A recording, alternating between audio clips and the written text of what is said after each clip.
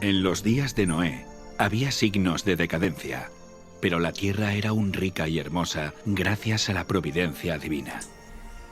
Las colinas estaban pobladas con árboles majestuosos que sostenían las parras cargadas de frutas. Vastas llanuras revestidas de verdor y del dulce aroma de miles de flores.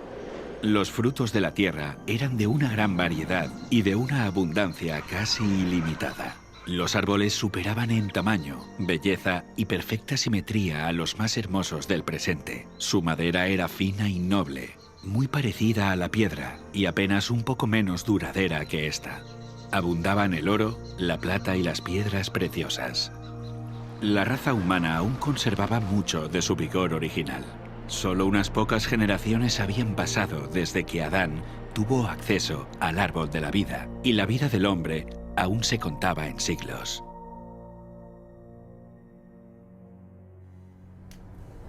Si aquel pueblo longevo se hubiera dedicado al servicio de Dios, con su capacidad de hacer planes y ejecutarlos, habrían hecho del nombre de su creador un motivo de alabanza en la tierra y habrían cumplido el motivo por el cual Él les dio la vida. Pero no lo hizo.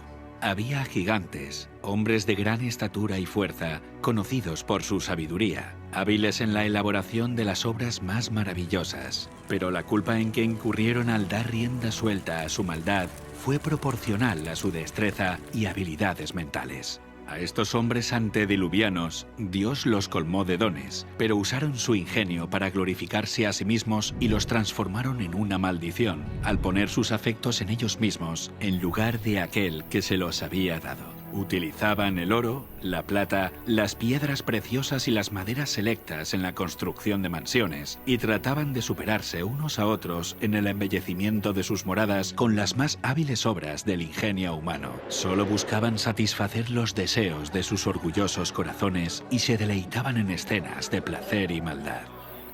Sin deseos de conocer a Dios, pronto negaron su existencia.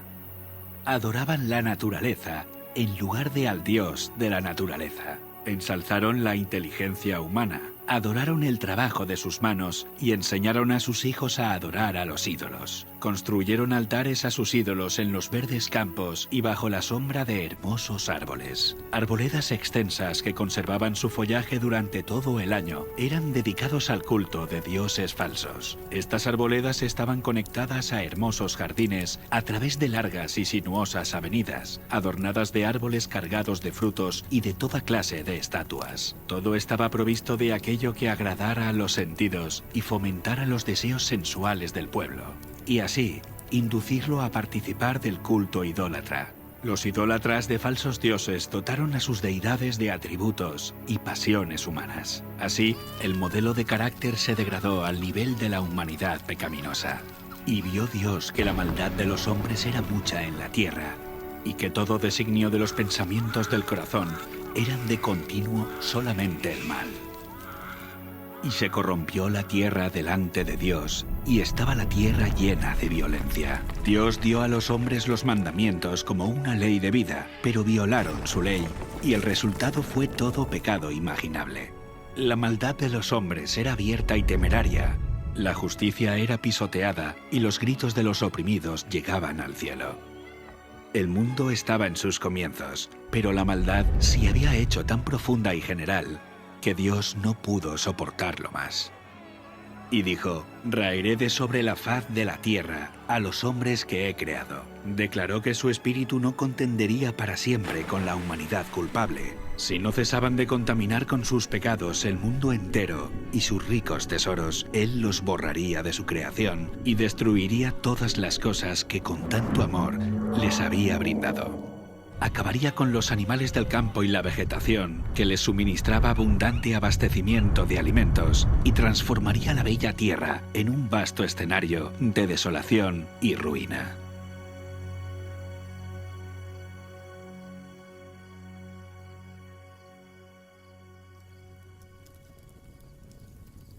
120 años antes del diluvio, el Señor contó su propósito a Noé por medio de un ángel y le ordenó construir un arca. Mientras la construía, Noé tenía que predicar que Dios iba a traer sobre la tierra un diluvio para destruir a los impíos. Aquellos que creyeran el mensaje y se preparasen para este acontecimiento, arrepintiéndose y reformándose, obtendrían el perdón y serían salvos. Dios dio a Noé las dimensiones exactas del arca e instrucciones explícitas acerca de todos los detalles para su construcción. La sabiduría humana no habría podido idear una construcción de semejante resistencia y durabilidad.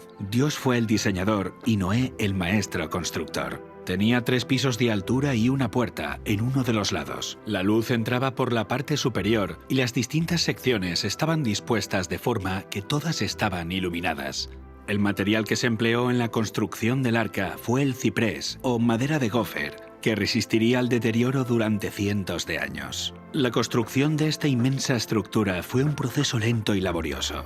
El arca por sí misma no hubiera podido resistir la tormenta que se avecinaba sobre la tierra. Solo Dios podía proteger a sus siervos de las aguas tempestuosas. Por la fe, Noé, cuando fue advertido por Dios acerca de cosas que aún no se veían, con temor preparó el arca en que su casa se salvaría, y por esa fe condenó al mundo y fue hecho heredero de la justicia que viene por medio de la fe. Mientras Noé daba al mundo su mensaje de amonestación, su trabajo daba testimonio de su sinceridad. Así su fe se perfeccionó y se manifestó. Dio ejemplo al mundo creyendo lo que Dios le había dicho. Todo lo que poseía lo invirtió en el arca. Mientras construía aquel enorme barco en tierra seca, multitudes de todas direcciones se acercaban para contemplar aquella extraña escena y oír las fervientes palabras de tan singular predicador. Cada martillazo dado en la construcción del arca era un testimonio para la gente. Aún así, no se arrepintieron delante de Dios. No quisieron renunciar a sus pecados. Durante el tiempo que aún quedaba hasta el diluvio, su fe fue puesta a prueba, pero no pasaron la prueba. Vencidos por la incredulidad reinante, se unieron a sus antiguos compañeros para rechazar el solemne mensaje. Algunos estaban plenamente convencidos y hubieran atendido las palabras de advertencia, pero eran tantos los que se burlaban y lo ridiculizaban que terminaron participando de ese mismo espíritu. No todos los hombres de aquella generación eran idólatras, en el sentido estricto de la palabra. Muchos decían adorar a Dios. Afirmaban que sus ídolos eran representaciones de la deidad y que a través de ellos la gente obtenía un concepto más claro del ser divino. Al tratar de representar a Dios mediante objetos materiales, cegaron sus mentes respecto a la majestad y el poder del Creador. Dejaron de ver la santidad de su carácter y la naturaleza sagrada e inmutable de sus requisitos. A medida que el pecado se generalizaba, este cada vez parecía menos grave y declararon que la ley divina ya no estaba en vigor, que era contrario al carácter de Dios castigar la transgresión, y negaron que sus juicios se dejarían sentir en la tierra.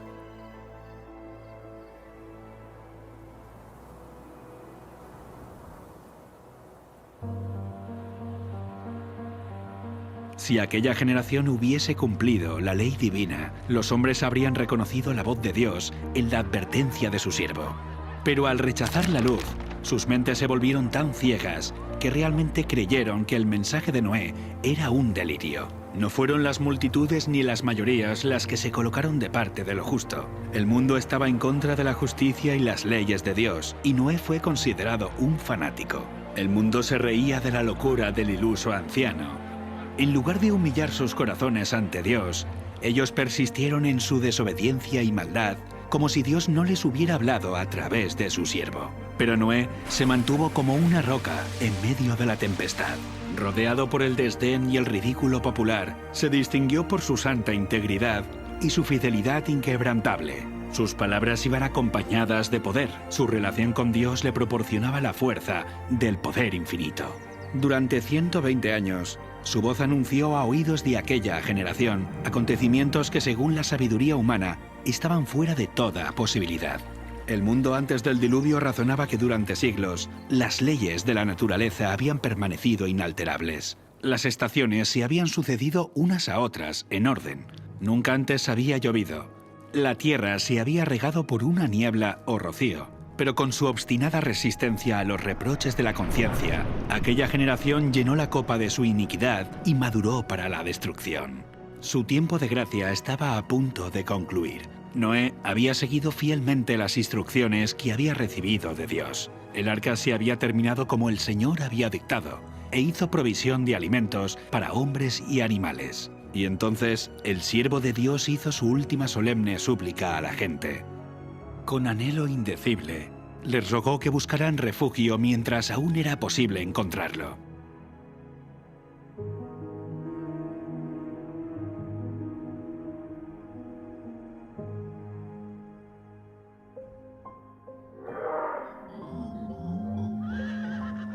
Animales de todo tipo, desde los más feroces hasta los más mansos, se veían venir desde las montañas y los bosques y dirigirse tranquilamente hacia el arca. Se oyó un ruido como de un fuerte viento, y he aquí los pájaros, que venían de todas direcciones en tal cantidad que oscurecieron los cielos. Entraban en el arca en perfecto orden. Los animales obedecían a Dios, mientras que los hombres no lo hacían.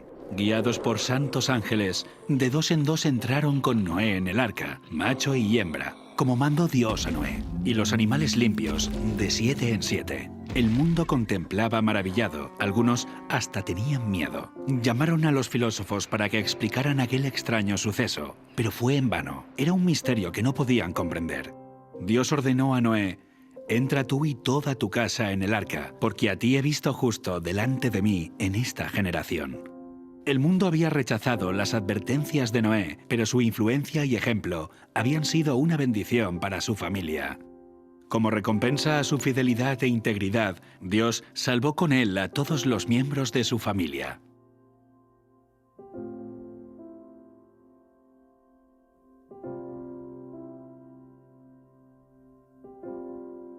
La misericordia dejó de suplicar a la raza culpable.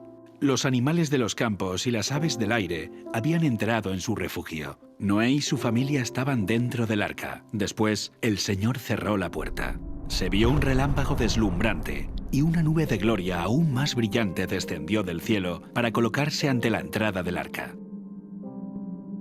La puerta maciza que no podían cerrar los que estaban dentro fue puesta lentamente en su sitio por manos invisibles. Noé quedó adentro y los que habían desechado la misericordia de Dios quedaron fuera. El sello del cielo fue puesto sobre la puerta. Dios la había cerrado y solamente Dios podía abrirla. Durante 7 días, después de que Noé y su familia hubieran entrado en el arca, no aparecieron señales de la inminente tempestad. Pero al 8º día, las nubes cubrieron los cielos. A estas le siguió el estallido de los truenos y el destello de los rayos. Pronto empezaron a caer grandes gotas de lluvia. El mundo nunca había presenciado nada parecido y el miedo asaltó el corazón de los hombres. Todos se preguntaban secretamente: ¿será posible que Noé tuviera razón y que el mundo esté condenado a la destrucción? El cielo se oscurecía cada vez más y la lluvia era más fuerte. Las bestias vagaban completamente aterrorizadas y sus aullidos discordantes parecían lamentar su propio destino y la suerte del hombre. Aquel día fueron rotas todas las fuentes del gran abismo y las cataratas de los cielos fueron abiertas. El agua se veía caer de las nubes como enormes cataratas. Los ríos se desbordaron de sus cauces e inundaron los valles. Torrentes de aguas brotaban de la tierra con fuerza indescriptible, arrojando al aire a decenas de metros rocas macizas que al caer se enterraban profundamente en el suelo. Los altares donde habían ofrecido sacrificios humanos fueron destruidos y los idólatras temblaron ante el poder del Dios vivo y comprendieron que la causa de su ruina fue su corrupción e idolatría. A medida que la violencia de la tempestad aumentaba, árboles, edificios, rocas y tierra fueron lanzados en todas direcciones. El terror de los hombres y los animales era indescriptible. Por encima del rugido de la tempestad podían escucharse los lamentos de un pueblo que había despreciado la autoridad de Dios. Muchos estaban frenéticos por el miedo y estiraban sus brazos hacia el arca, implorando que se les permitiera entrar. Pero sus súplicas fueron en vano. Se habían convencido que había un Dios en los cielos que lo gobierna todo. Algunos, en su desesperación, intentaron romper el arca para entrar en ella, pero la firme estructura resistió todos los embates. Otros se sujetaron al arca hasta que las embravecidas aguas los tiraron o se cayeron por la colisión con rocas y árboles. Todas las fibras de la maciza arca temblaban cuando era golpeada por los vientos inmisericordes, y una ola la arrojaba a la otra. Los rugidos de los animales que estaban dentro del arca expresaban su miedo y dolor. Pero en medio de los revueltos elementos, el arca continuaba flotando con toda seguridad. Otras personas se ataron juntamente con sus hijos en los lomos de poderosos animales, sabiendo que estos eran tenaces para conservar la vida y subirían a las cumbres más altas para escapar del agua que se iba elevando. Otros se ataron a elevados árboles en la cumbre de las colinas o las montañas. Sitio tras sitio que prometía seguridad era abandonado.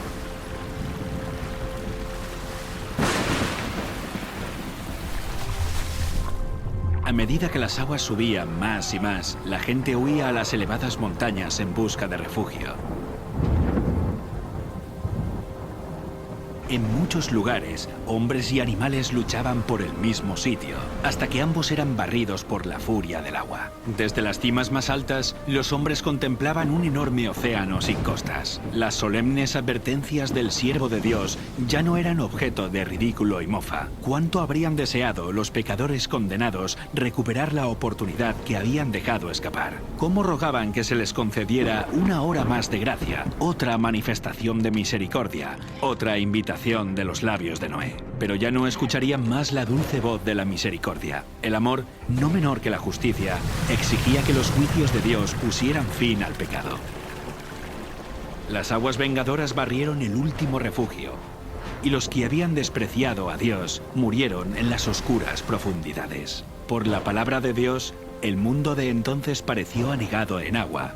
Pero los cielos y la tierra que existen ahora están reservados por la misma palabra, guardados para el fuego en el día del juicio y de la perdición de los hombres impíos.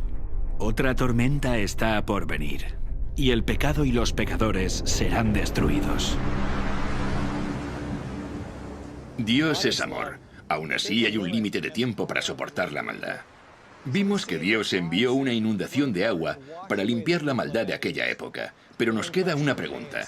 ¿Podría haber habido una catástrofe mundial sin que hubiera dejado evidencias de que realmente ocurrió? El diluvio universal es más que una historia en un libro. Está escrita en la tierra. Y estas evidencias físicas permanecen como testigos y son un aviso para nosotros. Comencemos investigando el juicio.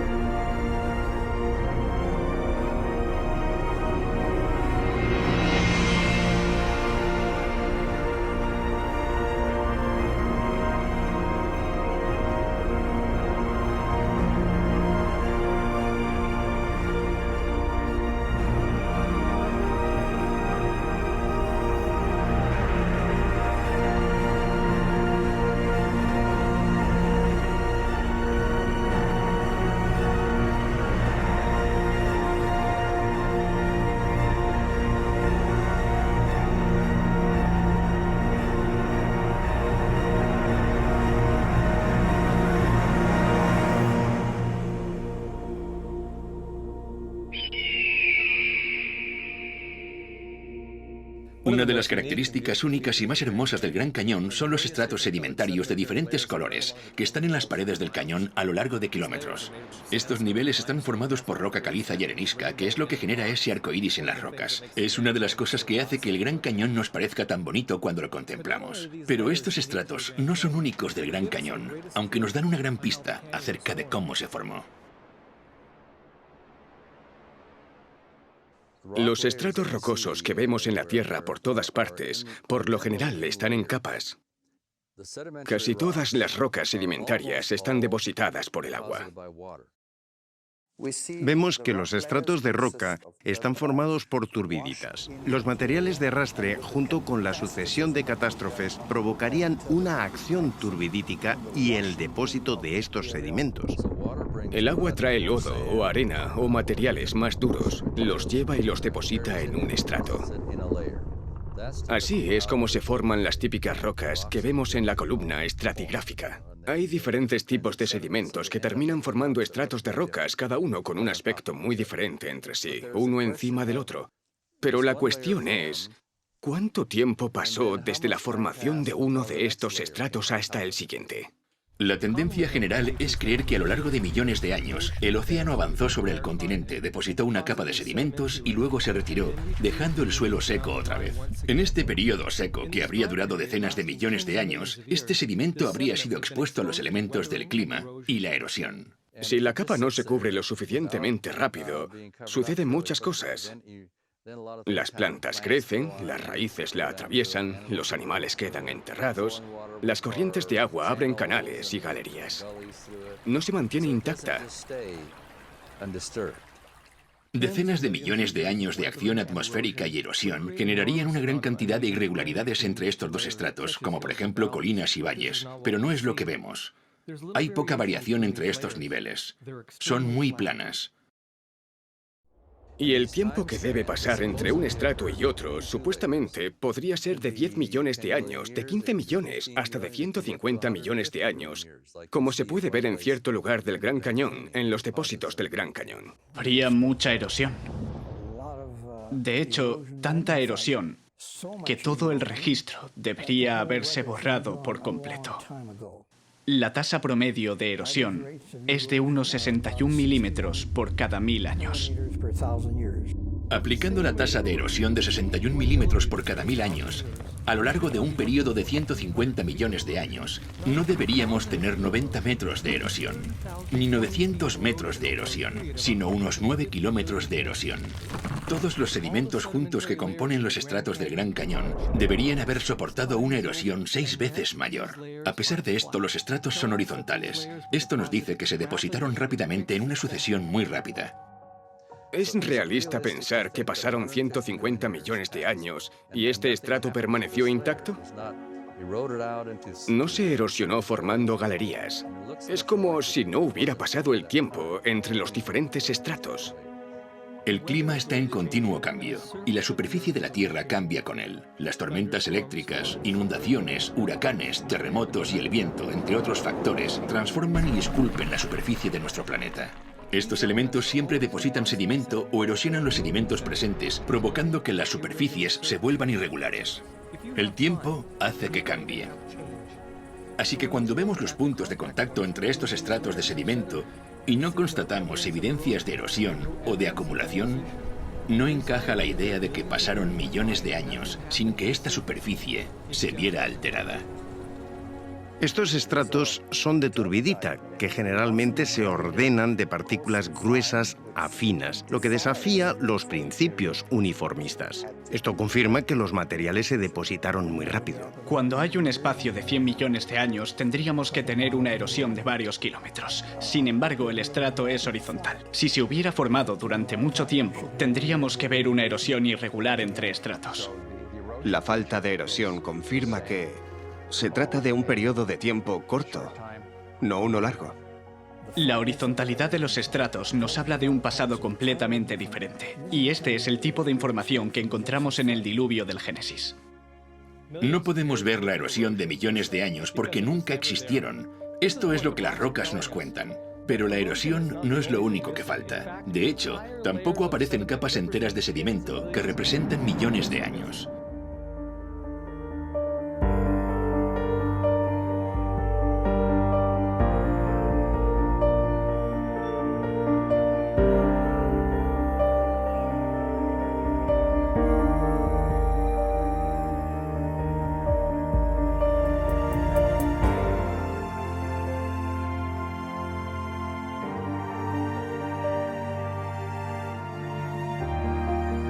Aquí en el Gran Cañón puedes ver que detrás de mí está esta roca que es ligeramente rojiza. Es arenisca coconino. Está justo encima de esta más oscura de aquí que se llama ermitaño pérmico. Aquí falta un estrato de sedimento entre la arenisca coconino y el estrato ermitaño pérmico, llamada la formación Schnebly Hill. Aquí podemos ver la arenisca coconino con color más tenue y por debajo de esta se encuentra la formación de Schnebly Hill, que faltaba en el Gran Cañón. Debajo de la formación Snebly Hill está el ermitaño pérmico, aunque más oscurecida, por la vegetación del valle. Esta es la formación Snebly Hill. Son más de 240 metros de roca, que corresponderían a 6 millones de años. Y el problema que tiene la ciencia es que no puede quitar ese estrato de piedra